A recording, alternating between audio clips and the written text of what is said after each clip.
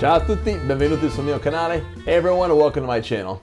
So today we're doing Italian hand gestures, and the goal of today's video is to let you know which gestures are used frequently in Italian communication and others not so much. Stick around towards the end of the video because I'm going to talk about the one gesture that non-Italians usually get wrong. We're not going to a rock concert. All right, so let's get started. Now, the first one that you saw was this, and it really has two meanings. So basically, this gesture is used when you want your friend to understand that their significant other is cheating on them. I really can't pinpoint an exact situation. However, in Italian, it's understood that if you do this to your friend, then he knows that, something's up. Now, there is in fact another use for this gesture that I didn't know until recently, and this happens when you're driving. So, suppose you're driving and the person in front of you, back you, whatever, suppose they're behaving like a jackass.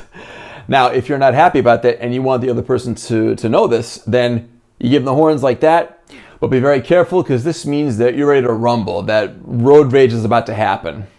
I'm going to say the obvious. This is a vulgar expression. It is used frequently in Italian culture, so be very careful how you use it. All right, so moving along, our next gesture is nothing. No, I'm serious. It is nothing. This is in fact one of my most favorite hand gestures in the Italian language because it's used and it's also very useful. Let me explain how to use this. So it means nothing, but it means nothing in the sense of like there's nothing left. So suppose I go to the market and I wanted to buy something and they were all out of it. I see my friend off in the distance and I say, non c'è niente. Are you afraid? Hai paura? Now, if I've understood correctly, they use this gesture to indicate that you're so scared that certain bodily fluids are moving.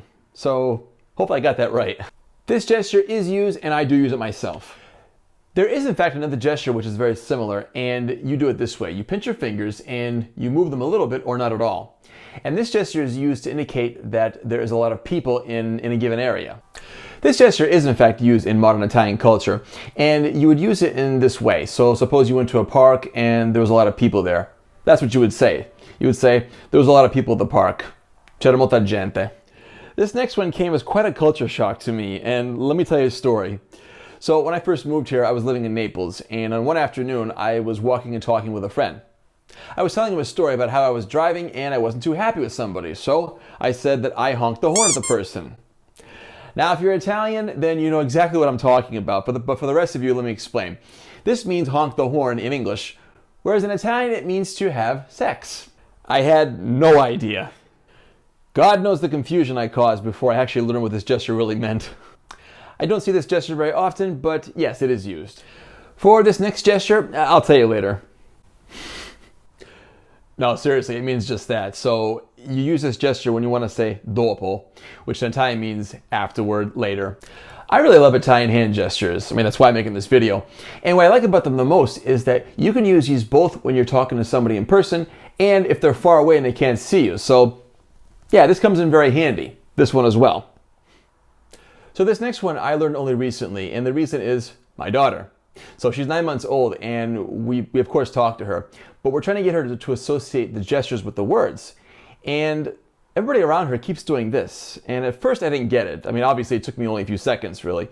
But I had never seen this gesture before to say ciao, hi. Because in the United States we do it this way. The Italians also do it this way, but it seems they have two ways of doing it. This or this. I've also seen them invert their hands. So you can do it this way or you can do it this way.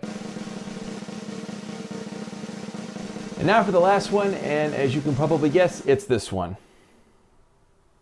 It is a very versatile gesture, but in my opinion, it's used primarily to say, what do you want? Ma che vuoi? But it's also used to say, where are you going? Ma dove vai? This gesture is very popular and for a very good reason. So I've just showed you 3 examples of it, but there is in fact another one that you can use. So let's review. You had, are you afraid? People. What do you want? But you can also use it to say, oh please.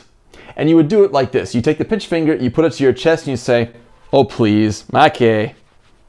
Question time, Italians and non-Italians. Italians, did I get them right? And how often do you use these gestures? Non-Italians, did you learn something today? Let me know in the comments below. I'd be very curious to find out. If you haven't subscribed, make sure you do that. I make videos about Italy, as you can imagine. but I make videos about Italian culture and also ones that are helpful and practical in nature.